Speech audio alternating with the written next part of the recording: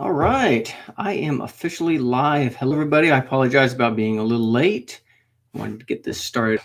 Audio is good, video is good, everything is good. Hope you're good. So, I wanted to talk about a few things I've been watching lately. I'm still on my bad movie kick right now, and one of the biggest things that I got subjected to. I don't know if I saw it is the correct phrase. I think I was subjected to this particular film, and whew, it's not as bad as movie 43, I don't think, but it's not good either. So the movie I saw was called Double Down, and it is not based off the KFC sandwich, so you can imagine my disappointment.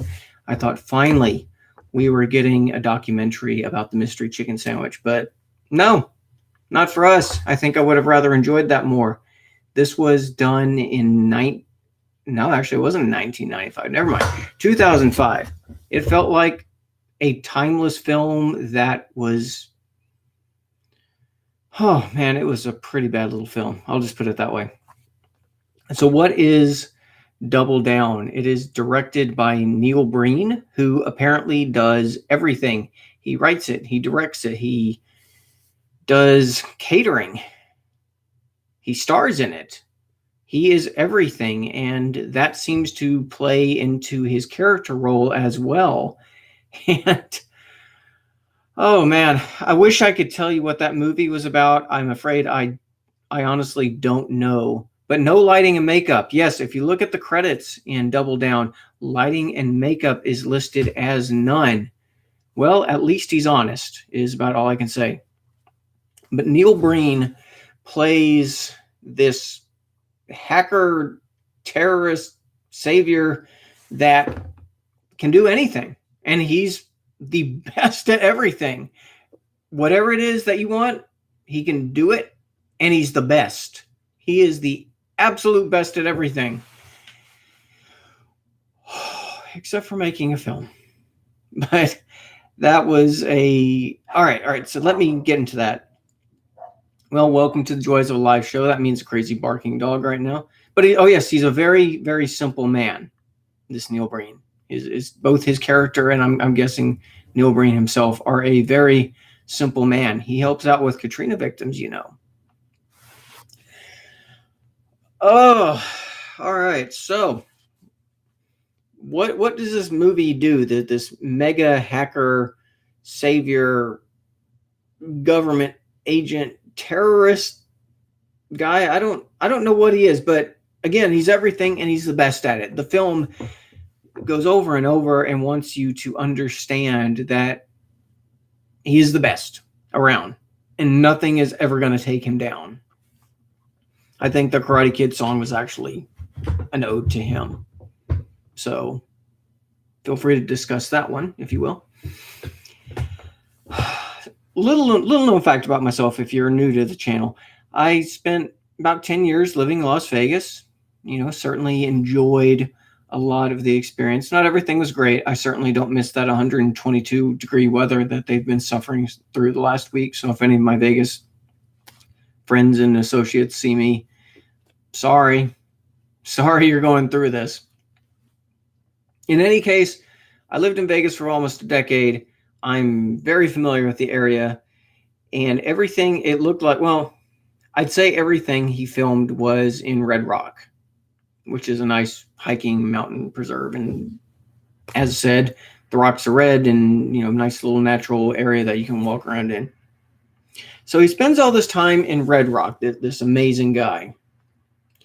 And he has a handful of cell phones, a handful of PC laptops. He has a couple of satellite dishes that I guess he got as a benefit and a bonus from his local cable package. And he's sitting out there in his car, driving around this great guy. Oh, he's got a plethora. I don't know. He's got like a half dozen of each. Whatever you need, he's got it. And he's got a couple, you know, DirecTV satellites to go with it as well. You know, honestly, I'm surprised that there was no park ranger stopping him like you hear in the background. Hey, you can't film here, because I honestly expected that to happen when The missus and I were watching that last night. So yeah, that was pretty good. All right, so what is it about?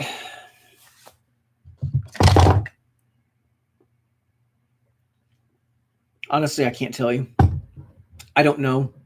Other than patting his own back the whole movie, I really can't tell you.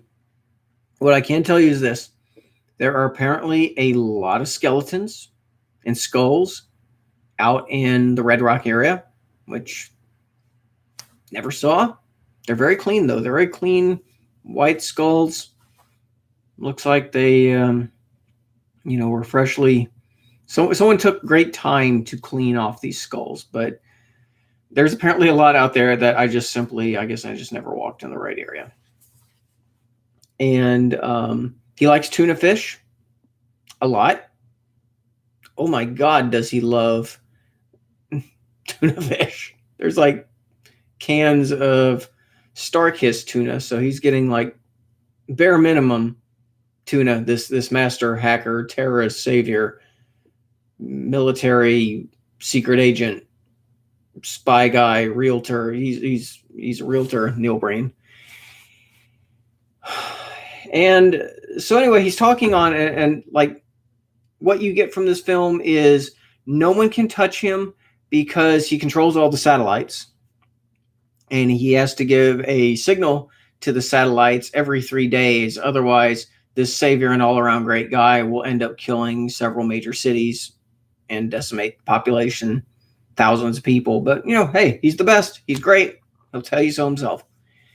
And somewhere he's so good that they killed his girlfriend. His overly enthusiastic girlfriend, who looks thrilled to be there.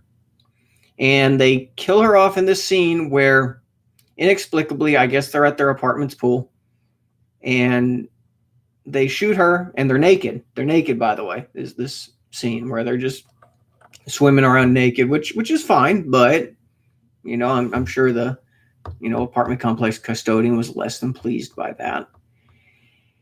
And the sad part of this scene is it's this great big symbolic thing where he's crying on flowers, and it's like a sad, like gospel-y, churchy music. And then she floats, and then he floats with her.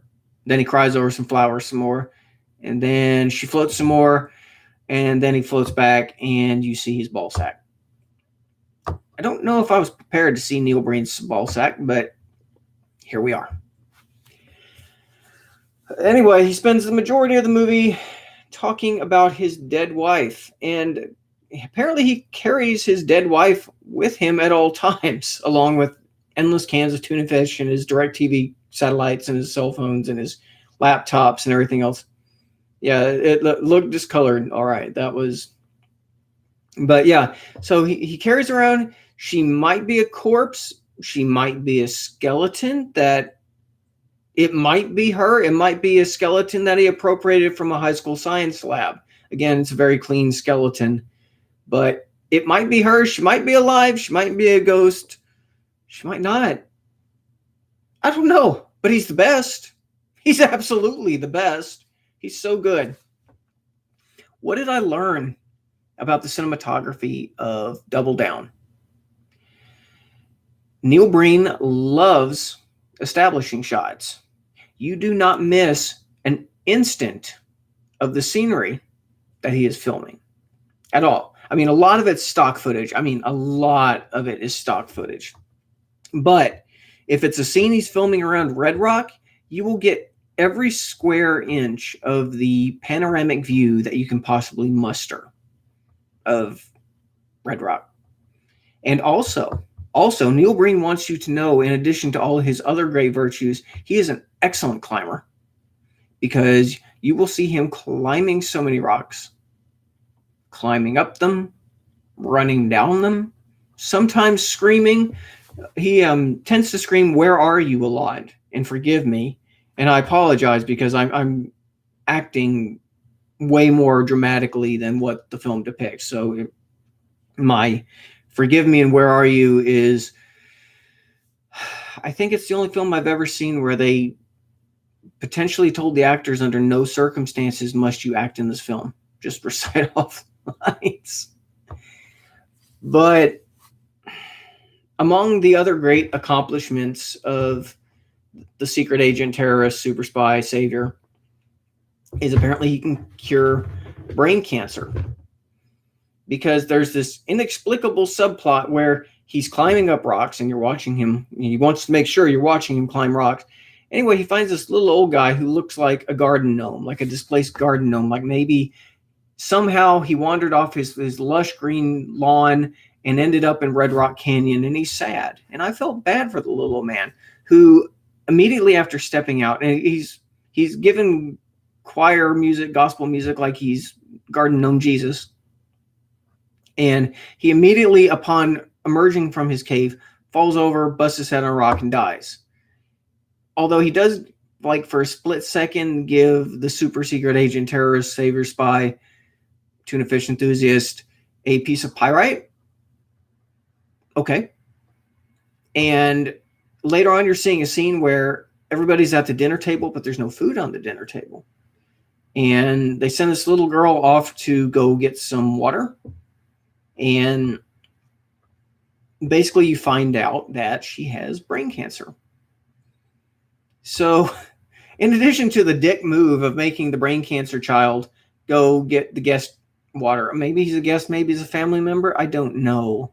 There's a lot of unknown in this film. And so anyway, he puts his hand on her head, holding the pyrite, and claims to cure her cancer.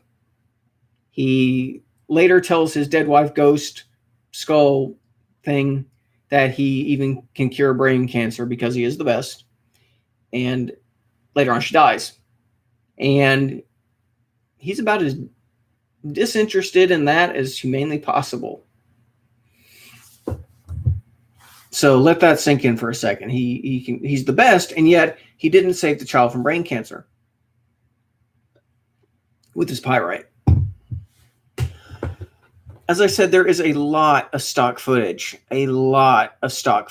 Although there is some footage of the Las Vegas Strip circa 2005. And, you know, I lived there for a decade, and I get a little, sentimental whenever I see the Strip. I especially like old Las Vegas history. 13, 14, something around there. Oh, yes, I forgot. When he buried the dead displaced garden gnome, the grave that he buried him in is probably about 3.5 feet 3.5 feet long.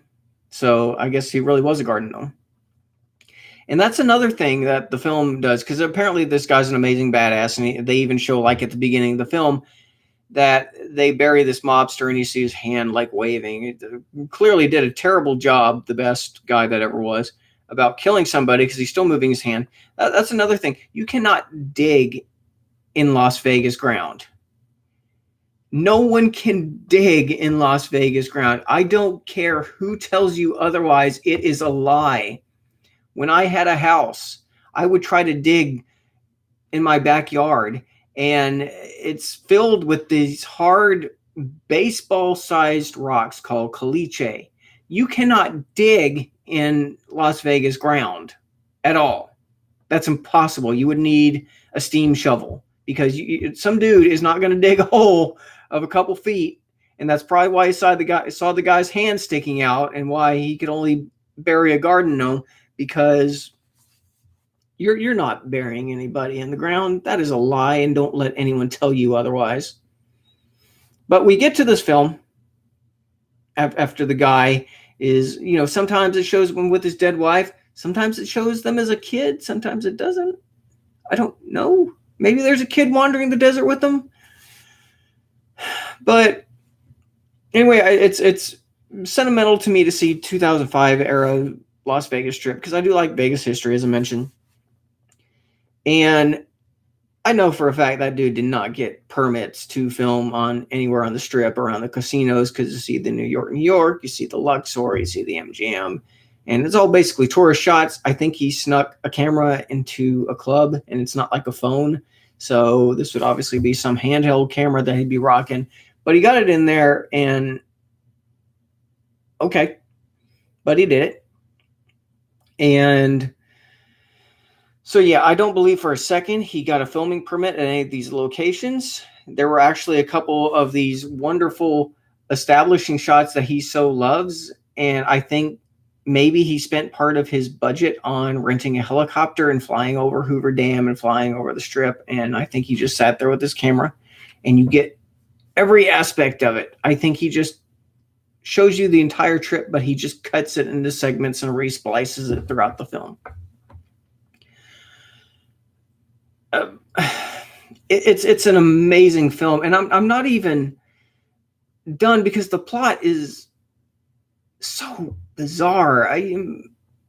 The thing about movie 43, and I still regard that as one of the worst movies I've ever seen, but at least the segments ended. They had a few minutes. They were something captured on film that had a beginning and end, and throughout this anthology, this just went everywhere. At one point, he is talking about how he's going to give anthrax to Las Vegas and shut it down for 2 months. And then later on, he's talking about stopping it. So is he trying to stop his own plan? I'm not sure what he's trying to do. If he wants to stop his evil master plan of spreading anthrax throughout the Las Vegas Strip, all he has to do is not do it, and that's solved. There's no confrontation. It's just I changed my mind. But he buys anthrax, and he puts anthrax in the water and kills some fish, and he gets some people involved, and there's a guy with like the most plastic woolly willy scribbly beard in humanity imaginable. It's so hard to describe this movie, but he is the best. Never forget that. And then again, it's always tuna fish. Everything in this film is tuna fish. That dude is always eating tuna fish. This master hacker who is living out in his car in Red Rock public grounds. And honestly, I would like to think the film to me makes more sense if you think of it like this, with all the miasma of pure insanity. I'd like to think that this amazing terrorist, super spy, savior, yoga instructor, brain cancer cure guy has this crap load of tuna in his car. He has sat out in Red Rock Canyon for God knows how long. He has let this tuna spoil in the heat of Las Vegas, and he's eaten it anyway. This rancid, overcooked, spoiled tuna. And this is basically him lying by his car the whole time, because for some reason the side of his car says "Help me in blood" on it. But I'd like to think that this is his fever dream, because he's dying due to the result of eating rancid, spoiled tuna. It is the only way this film makes any potential sense that this is all a hallucinatory fever dream that this man is suffering because of bad tuna. That is the only way that I can rationalize Double Down as actually making any sort of sense. But whew, that is something else. If you see this movie, be prepared. It's about an hour long.